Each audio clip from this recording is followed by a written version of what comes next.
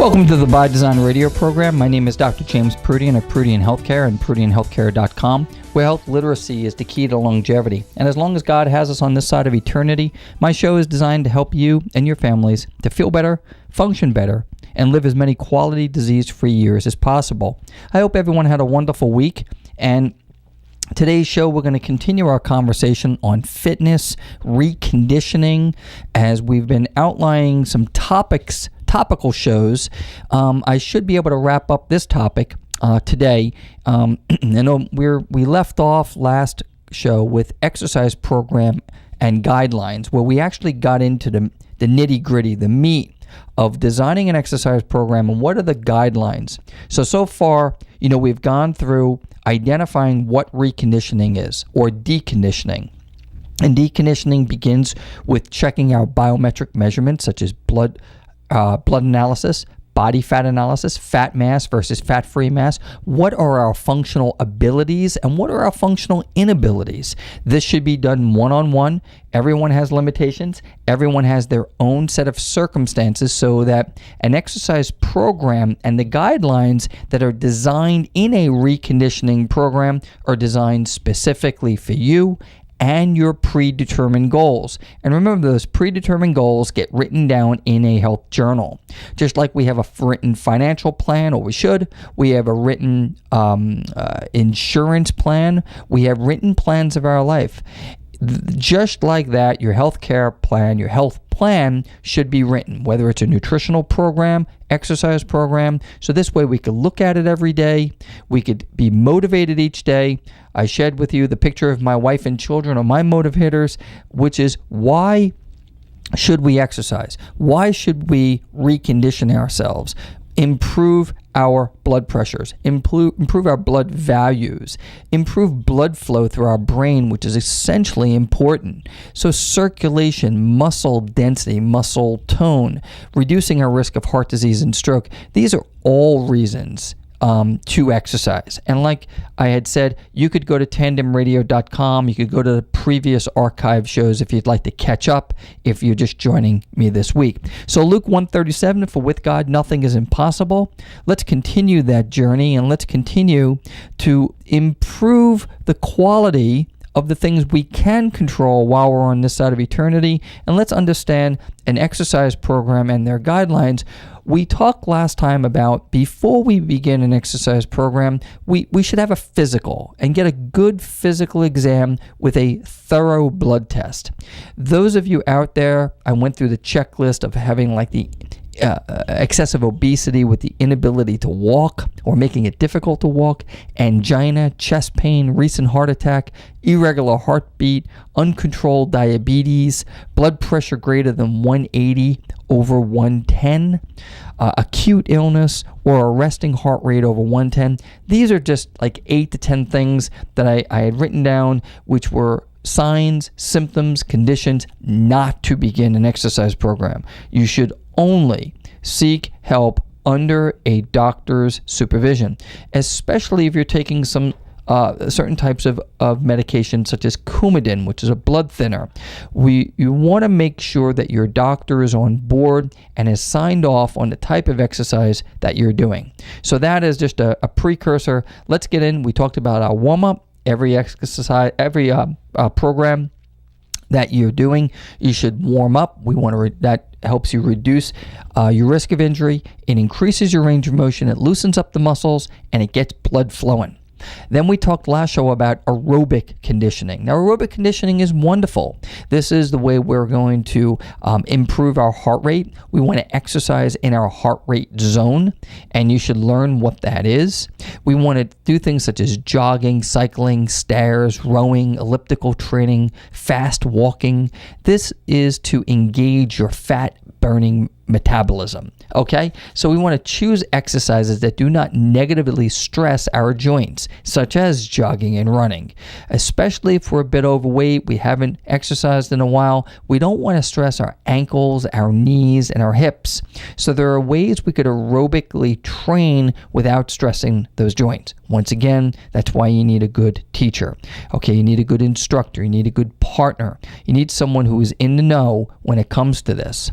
Now, when it comes to aerobic training with quality and intensity, we want to our effort, or we should be doing about 3 sessions a week at 20 to 30 minutes. Okay, so as we're doing that, we don't want to have a full belly. I shared with that last time. That could create a problem. So be careful how you do with something called food timing. Somewhere in the near distance, I'm going to get into athletic food timing. A great book written on this is by Proodian.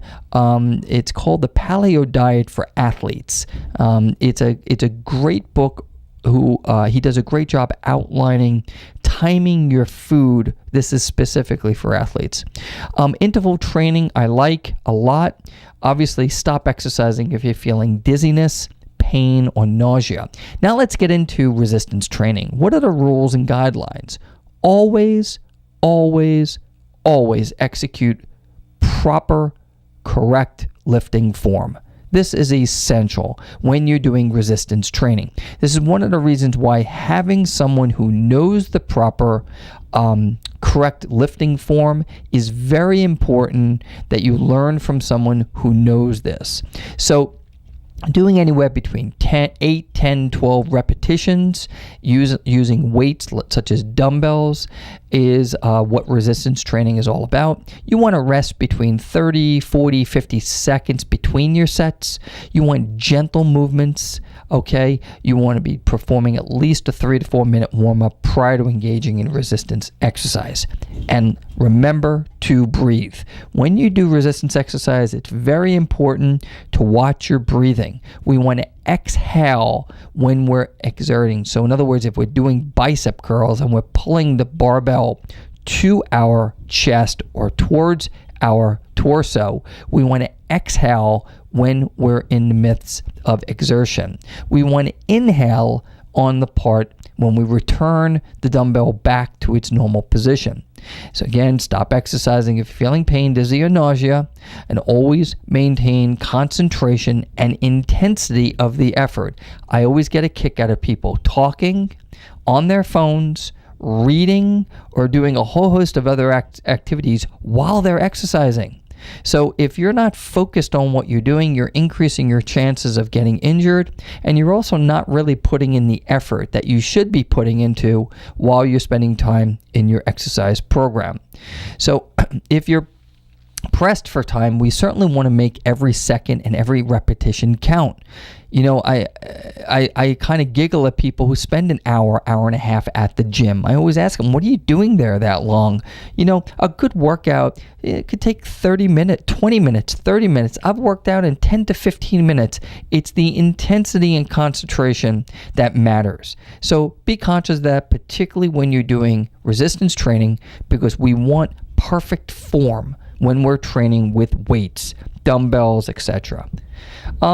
When we look at resistance training or a program, we want to look at, resistance band or hand weights, for instance.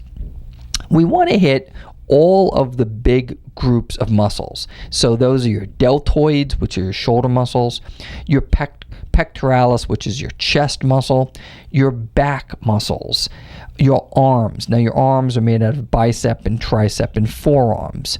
The squat, for instance, which hits many parts of your lower anatomy, your lower extremities, but your quadriceps, which are the front part of your leg, as well as your rump, the gluteus maximus. Doing heel raises for your calves, and abdominals and lower back exercises.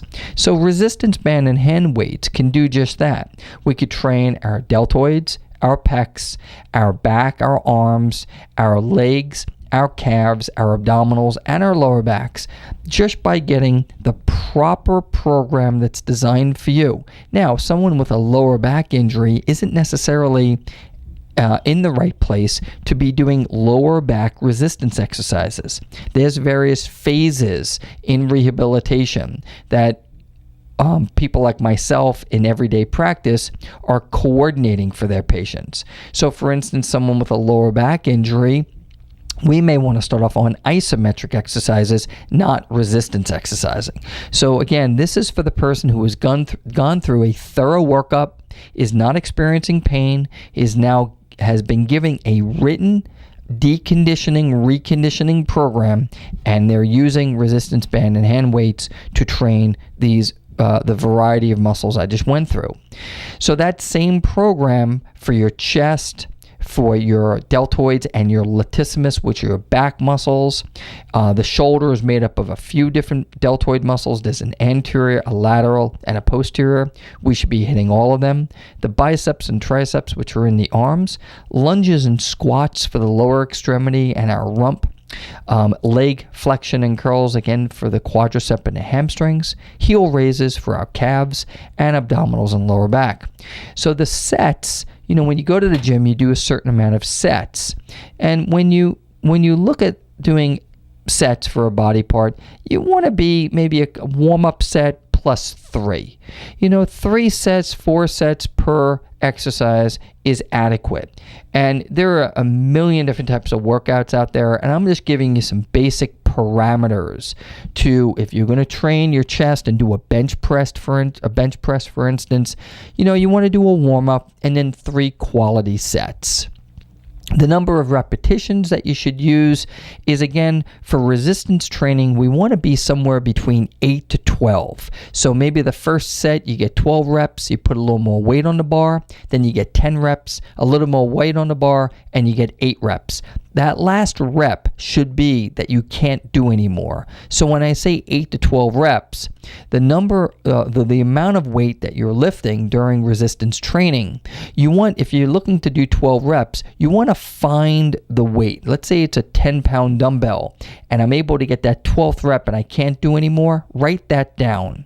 Because as you get stronger, that 5-pound dumbbell will turn into 7 pounds and then 10 pounds. And that's how you could objectively measure that you're getting stronger by doing resistance training. Okay?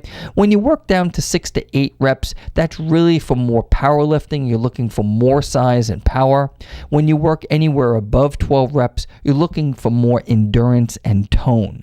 Okay, so that's how the number of repetitions and the number of sets work. So 3 sets, anywhere between 8 to 12 reps. That's a good program for anyone looking to do resistance training. Guys, remember, we have to stay hydrated. Help these muscles stay full. Let them stay toned. The way we need to do that is muscle is 60 to 70% water by nature. Let's give it what God designed it to be needed. Also, hydration flushes out post-exercise waste products. The reason that's important is that will limit the amount of soreness you have the next day. So as you exercise and after you exercise, you want to drink a good amount of water to pump out that muscle. So we're going to stay hydrated. As we're exercising, now we're starting our reconditioning, we're changing our lifestyle, we're eating better, we're exercising, we're decreasing our stress, we're detoxifying, we're going through an anti-inflammation eating program, we're getting more energy. Stop. We have to address the fact that we need more sleep. Muscles grow in your sleep. All right? Remember, 48-hour rest period between resistance training. That means if I train with bands or weights on Monday, I shouldn't do it again until Wednesday. 48-hour rest, and you want to schedule your workouts every other day. You need to get good quality 8 hours, 9 hours of sleep per night, especially when you're working out. It's very important. I still live by the old adage that, 1/3 sleep, 1/3 nutrition, 1/3 exercise. Sleep is as important as exercise and nutrition in being healthy. So here we are taking action. We're changing our thinking on fitness and in health. We're setting short-term and long-term goals. We're writing them down and we're reading those goals daily. We're on a reconditioning program. We're fueling our body the way God designed us to fuel our body, with man-made food, with God's made food, not man-made food. We're staying away from processed food. We're staying away from bad oils like hydrogenated corn oil. We're staying away from man-made sugars. We're staying away from foods that are going to toxify my musculoskeletal system and impede my workouts. We're going to challenge ourselves in small ways from workout to workout. If one week we're doing 5-pound dumbbell curls for reps of 12, the next week we're going to go to 6 pounds, 7 pounds. We're going to maintain a positive support system. Get away from people who are saying, oh, you can't go to the gym, you'll never change the way you feel. Stop that. Move away from negative energy like that. We want a positive support system from people who are going to encourage us, and we want to get rest and plenty of it. And reward yourself with the achievement of your goals. So if your goals are to obtain a certain body fat, when you hit that, reward yourself. These are the things that are important with respect to taking action. And taking action in the wellness field means first understanding what the word wellness means. It's a condition of good physical, mental health, especially when maintained by proper diet, exercise, and habits. That's right out of the American Heritage Dictionary. Wellness is something constantly pursued via lifestyle. It is not given to you by a doctor. Every day of our lives, the decisions we make physically, nutritionally, and psychologically will improve my wellness lifestyle or impede it. And it's up to us. So we want to really encourage lifestyle choices. They're not once in a while activities. They're not single dimensional, and reconditioning should be our focus for life. Reconditioning ourselves, making ourselves aware that we have the potential. Luke 1:37, for with God nothing is impossible. We have the potential to reach our health goals and our fitness goals by putting together an executable plan that's written down. And ladies and gentlemen, that's a 3-4-part series on reconditioning, taking back your fitness. And remember, be careful of Joey at the gym making $9 an hour giving you advice on how to get pumped up. We want to be taking our advice carefully from professionals. And in this radio show, I really do pray that you find the right people and infrastructure in your life to make those healthy decisions and changes. You've been listening to the By Design radio program. Thank you for joining me, Dr. James Proodian, for this episode. I wish you a well week, a blessed week, and God bless you, and enjoy your time with your friends and your family, and if you have children, them too. God bless.